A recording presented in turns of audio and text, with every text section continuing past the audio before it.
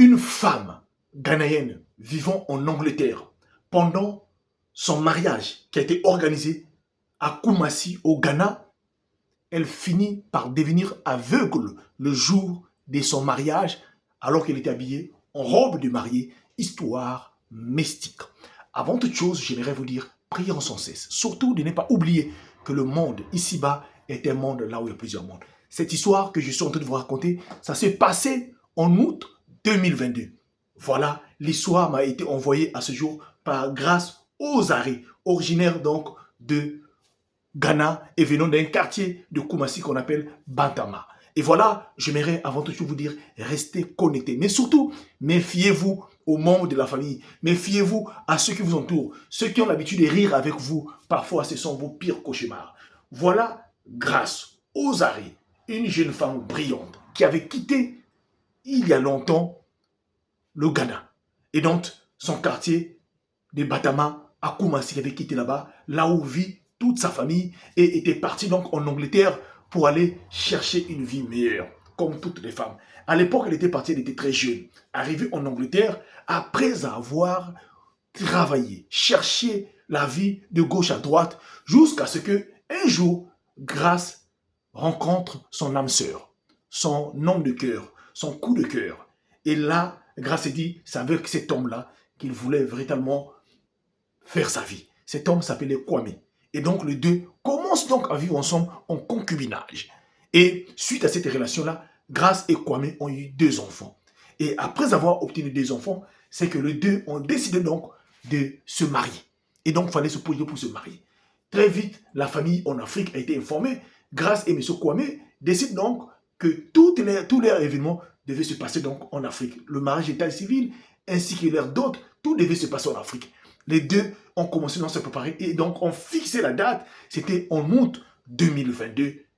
Mes frères et sœurs, voilà de se préparer. Alors que au pays, Grâce à une cousine qui s'appelle Amina. Les deux ont grandi ensemble depuis l'enfance. Cette cousine-là, elle a toujours pensé, toujours voulu devenir organisatrice des événements. Sauf que plusieurs fois, elle n'a jamais fait sa formation. Lorsqu'elle a appris que Grâce était en train de se marier, elle a appelé Grâce au téléphone en disant à Grâce, en tout cas, j'aimerais bien que je puisse organiser ton mariage, toute la dot, donne-moi ce travail-là et je te donne le montant. Grâce lui dit, attends, moi, j'étais jamais, même si tu es ma cousine, mais tu n'as jamais été formé sur ça. Tu n'as pas un boulot, tu n'as jamais été formé sur ça. Voilà comment cette dernière Amina dit à Grâce, non, ça ne sert pas. Moi, même si je n'ai pas été formé sur ça, mais je connais bien le travail. Grâce dit, non, c'est pas ça. Nous allons avoir des autorités, des personnes qui vont venir. Tu sais que mon mari est riche et mon mari est très connu au Ghana là-bas. Et donc, les autorités vont venir. Il faut qu'il y ait vraiment une entreprise, quelqu'un qui maîtrise bien le travail. Ce jour-là, entre Grâce et Amina se sont chamaillés au téléphone. À tel point donné, Amina était fâchée, avait raccroché au téléphone. S'il vous plaît. Sauf que, quelques jours passés plus tard, c'est d'ailleurs Amina qui revient, la cousine qui revient, qui appelle en Grâce, dit, bon, je suis désolé par rapport à ce qui est passé là, mais au moins, tu me permets d'être seulement au moins parmi, voilà, fille d'honneur, ou voilà, ou madame d'honneur, celle qui devait être à côté de toi. Voilà comment Grâce se dit, bon, il n'y a pas de souci, je te prends, tu es ma soeur, tu es ma cousine, tu es ma soeur. Vous savez que nous, entre nous, en Afrique, on ne connaît pas tellement le mot cousine, hein, c'est beaucoup plus entre sœur et sœur. Donc, Grâce aux arrêts, accepte l'offre d'Amina, en oubliant tout ce qui est passé. Voilà le jour où le couple débarque donc au Ghana. Donc, ont quitté l'Angleterre pour le Ghana. Ils sont arrivés à Koumassi, donc pendant ce temps pour voir comment se passer. De côté, donc de Grâce et son mari, ils avaient pris donc une entreprise qui organise des événements très connus, des événements nobles au niveau donc de Ghana là-bas. Et cette entreprise-là qui s'est occupée, la salle et tout ce qui se passait là, l'événement était passé très bien. Le jour donc du mariage coutumier est arrivé, Grâce aux arrêts avec son mari Kwame, toute la famille était là. En tout cas, ça s'est bien passé dans les très bonnes conditions, la team HPH. Tout s'est bien passé le jour de la dot. Le jour arrivé parce que le mariage devait se passer tout juste un jour après. Et donc voilà comment le mariage d'état civil qui devait être célébré, ça a été donc fait après le mariage. Le couple devait se diriger directement, devait partir directement dans la salle de la soirée, là où devant normalement tous les invités devaient être là. Et donc, voilà comment tout se passait très vite, dans de très bonnes conditions. La dot finie et le jour du mariage d'état civil arrivé. En tout cas, grâce aux arrêts, était habillé dans une robe, comme vous voyez comme ça, avec son mari, un costume de noble, et s'est retrouvé donc, mes frères et sœurs. Pendant ce temps-là, sa cousine, Amina, était là. C'est elle qui s'occupait de tout. En tout cas, ça s'est bien passé. Vous ne pouvez pas comprendre cela, la team HPH. Le jour, donc, la soirée, pendant donc qu'ils ont fini à la mairie, directement vers les après-midi, directement, le couple s'est dirigé à la soirée, à la salle, pour attendre.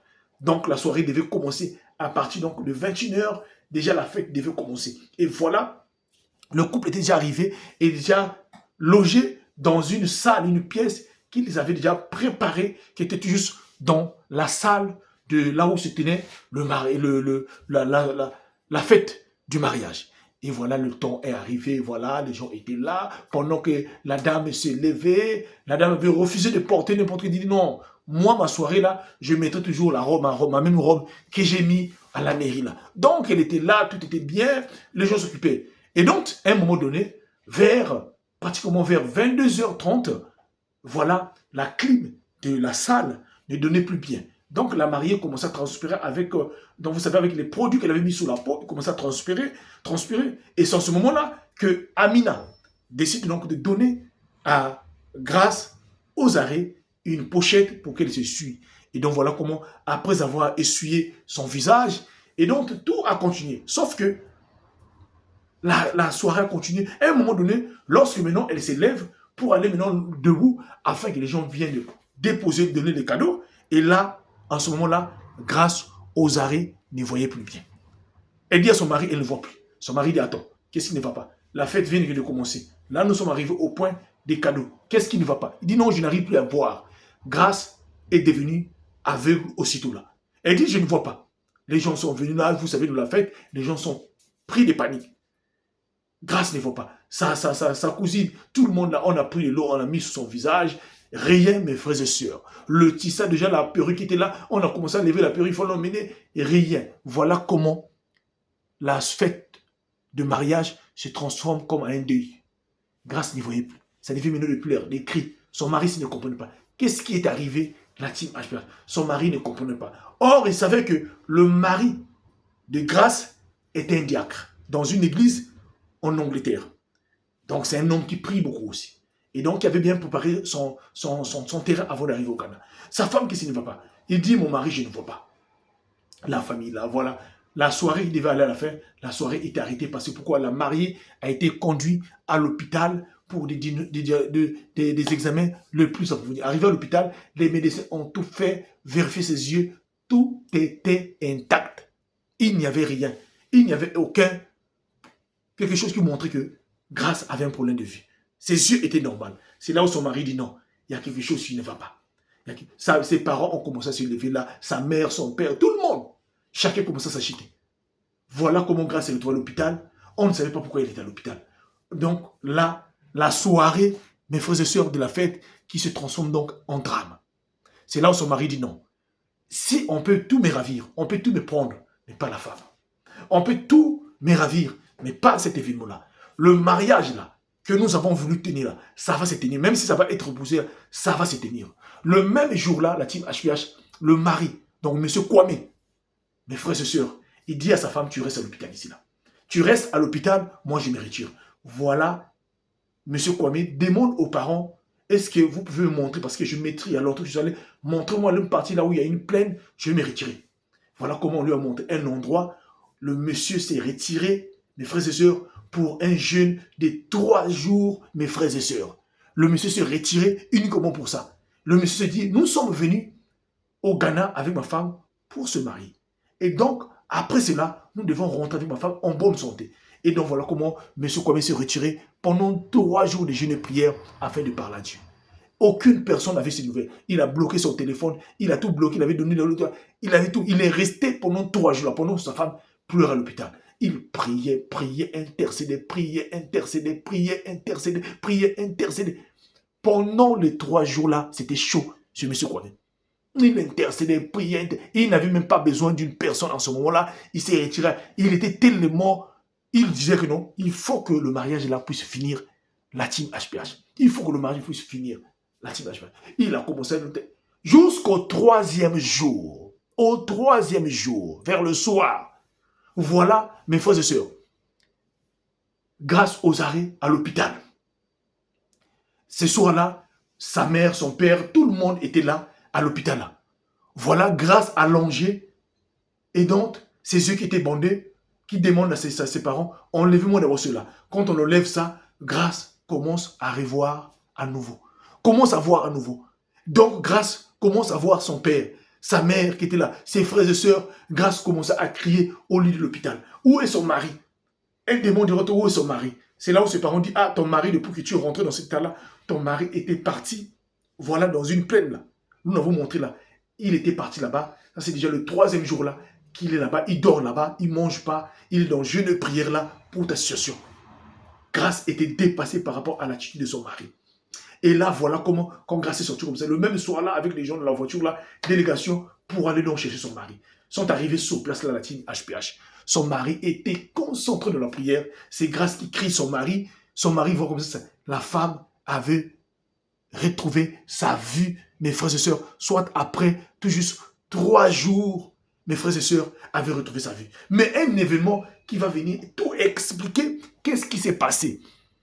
Voilà, mes frères et sœurs, tout juste après avoir cela, lorsque maintenant, au lieu que le Grâce et son mari repartent dans l'hôtel, il décide d'abord d'aller dans la cour familiale à Batama, donc à Koumassi. Là où aussi était, donc en arrivant sur place, quand ils arrivent sur place, c'est tout le monde dans la parcelle qui est en train de pleurer. Mais vous pleurez pourquoi? Non, en ce moment-là, Amina, ça va pas, Amina est devenue aveugle. Amina est devenue aveugle. Elle est où? Non, elle est dans la maison. Amina, depuis quel moment Amina est devenue? Non, ça fait déjà pratiquement bientôt plusieurs heures qu'Amina est devenue aveugle. Donc tous les enfants criaient là, Amina criait là. On va là. Mais qu'est-ce qui ne va pas? C'est maintenant le mari de Grâce aux oreilles qui va dire, mais qu'est-ce que vous n'arrivez pas à comprendre? C'est elle qui a été à l'origine de ce qui venait de se passer là. C'est elle qui a jeté un mauvais sort à sa propre cousine pour la rendre aveugle, pour le seul but de nuire à son mariage. Lorsque je suis allé prier, Dieu m'a révélé cela. C'est elle. Mais si elle ne dit pas la vérité, elle ne confesse pas, elle va décéder.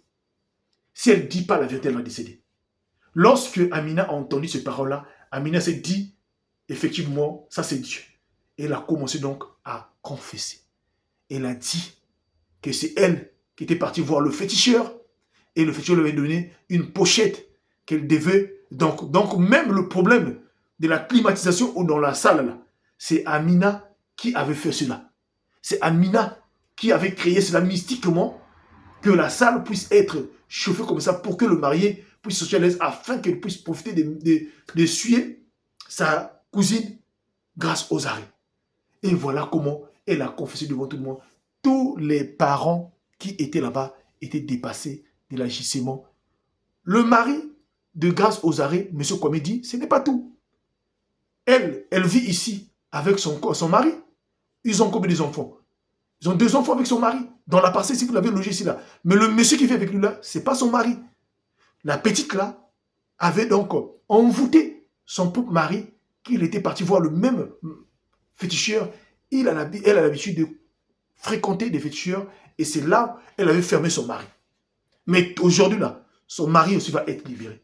De la même manière que ma femme est libérée, son mari va être libéré. Son mari était là-bas, dans la maison, son mari est venu parce que son mari a commencé à parler. Le gars dit, le monsieur Kwame dit, tu restes calme, nous allons prier pour toi maintenant là. Tu vas être guéri maintenant là. Voilà lorsque monsieur Kwame a mis tout juste la main sur l'épaule du mari de cette cousine-là. Mes frères et sœurs, aussitôt, c'est comme si il était loin, sa conscience est devenue sur place là. Il s'est rendu compte de l'endroit où il était. Il a demandé où est-ce que je me retrouvais. On lui a dit, calme-toi, on va t'expliquer. On l'a expliqué donc les faits. Le même jour-là, le gars est rentré dans la maison, a pris ses affaires-là et est reparti dans ses parents, mes frères et sœurs. Sa femme l'avait aussi bloqué, la team HPH. Voilà comment Amina a été donc, mes frères et sœurs, en ce moment-là, on a prié pour elle. Elle a été donc, elle aussi, à son tour, elle a été donc libérée de cet aveuglement-là. Sauf que, par la suite, les parents de grâce aux arrêts et tout le monde ont décidé de la dire d'aller chercher un autre endroit, de partir. Les enfants étaient restés, mais elle-même, Amina, a été chassée de la parcelle des parents-là, d'aller loin et d'aller chercher une autre ville loin, d'autres parents loin. Comment tu peux arriver à l'étape de vouloir faire cela? Elle dit à ses parents, c'est parce que Grâce avait refusé qu'elle puisse être organisatrice de son événement, parce qu'elle voulait tout gérer. Elle voulait tout gérer. C'est là où Grâce a dit, attends, mais toi, tu n'as jamais été à l'école, tu n'as jamais appris, tu n'as jamais fait que même ce que tu dis là, tu n'as jamais appris. Regarde, moi, je reçois des autorités, des personnes importantes qui viennent là. Mais s'ils arrivent là, ils trouvent que non, une personne dont on avait confié le travail là a mal fait cela. Qu'est-ce qui devait revenir? Qu'est-ce qui devait être là?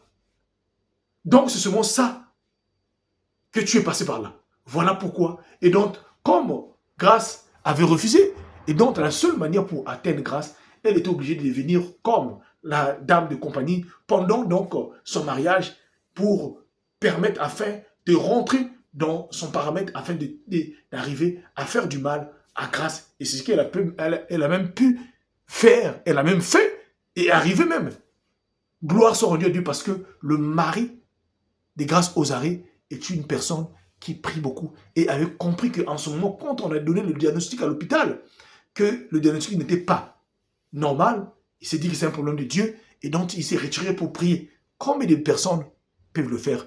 Combien de personnes, en voyant, en tombant dans cette situation-là, peuvent le faire, la team HPH? Alors, j'aimerais vous dire une chose. Vous savez, parfois, nos vrais ennemis ne viennent pas de loin. Souvent, c'est parfois nos proches, ceux qui nous entourent, parfois ceux qui sont tout autour de nous, qui nous font du mal. Alors, Grâce s'est échappée de cela, mais sa sœur, sa cousine, a été chassée de la parcelle à cause de vouloir mettre et voilà la fin.